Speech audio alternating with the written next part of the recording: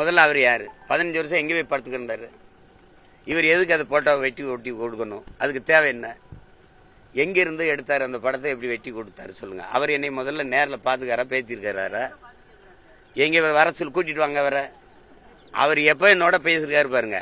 வன்னியருக்கான 10.5 இடஒதுக்கீட்டை நான் ஆதரித்து பேசும்போது அவர் பேசுகிறாரு, அண்ணா வன்னிய மக்கள் கூட இருங்கன்னா நான் விட்டுறாதீங்கன்னான்னு பேசுவார். சரி தம்பி சரி தம்பின்னு.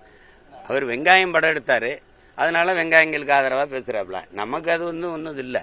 நேற்று பத்திரிகையாளர் சந்திப்புல சீமான் அண்ணன் ஒரு விஷயத்த கேட்டிருக்காரு. அதுக்கு என்ன ஆதாரம் இருக்குன்னு காட்ட சொல்லுங்க, இவன் 15 வருஷமா எங்க படுத்திருந்தான் அப்படின்லாம் கேட்டிருக்காரு. அதுவே ஒரு ஆதாரம் தான் எடுத்து காட்டுறோம். அப்புறம் அதுக்கு ஒரு ஆதாரத்தை எங்கிருந்து கொண்டாந்து காட்டணும்னு எதிர்பார்க்கிறாருன்னு எனக்கு தெரியல. அப்புறம் இவன் அந்த புகைப்படத்தை எப்படி எடிட் பண்ணான்னு ஒரு டெமோ காமிக்க சொல்லுங்க அப்படிங்கிறாரு. அதுதான் உலகம் முழுக்க இருந்து இணையத்தில் இப்படிதான் ஒரு புகைப்படம் ஒட்டப்படுதுன்னு டெமோ காட்டிக்கிட்டு தான் இருக்காங்க. அதுக்கு தனியா நான் வேற ஒரு வாட்டி காமிக்கணும்னு எதிர்பார்க்கிறேன்.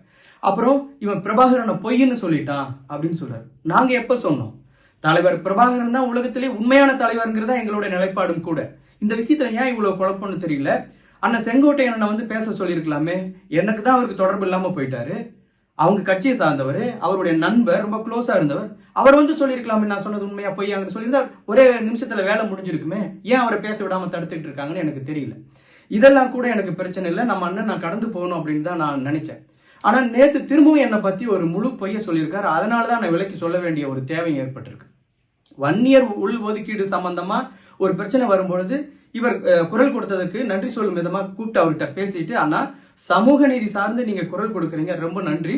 சமூக நீதி சார்ந்து நம்ம எந்த இடத்துல கை வச்சாலும் அது தந்தை பெரியார்ல தான் போய் முடியுது. தந்தை பெரியார் தான் இதுக்கு மூல காரணமா இருக்காரு. நீங்க எந்த நிலைப்பாட்டை எடுத்தாலும் பெரியாருக்கு எதிரான நிலைப்பாட்டை, பெரியாருக்கு எதிரான நிலைப்பாட்டை எடுத்துட வேண்டாங்கண்ணா அப்படின்னு டப்புன்னு போனை கட் பண்ணார். திரும்பவும் நான் கூப்பிட்டு சொல்றேன், சரிடா தம்பி அப்படின்ட்டு போனை வச்சார். ஏன்னா நான் அப்படி சொன்னது அவருக்கு பிடிக்கல.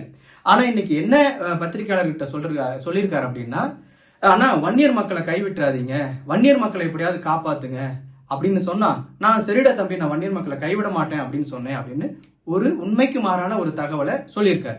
இது அண்ணன் மறந்துட்டு சொல்லியிருப்பாரு அப்படின்னு நான் எடுத்துக்க முடியாது. ஏன்னா நான் பேசுனது அப்ப பிடிக்கல, அவர் மனசுல ரொம்ப ஸ்ட்ராங்கா பதிஞ்சிருக்குது. அதை வேணும்னே மாத்தி இப்ப பேசுறாரு. என்ன நோக்கத்துல பேசுறாரு அப்படின்னா, 40 ஆண்டுகளா வன்னியர் மக்களுக்காக போராடிட்டு இருக்கிற டாக்டர் ஐயாவோட சீமான் பெரிய போராளியா மாறுவாரு, வன்னியர் மக்களை காப்பாத்துவாருன்னு இவன் அவங்ககிட்ட போய் கேட்டானா அப்படின்னு வன்னியர் மக்கள் தரப்புலையும் என் மேல அதிருப்தியை ஏற்படுத்துறது.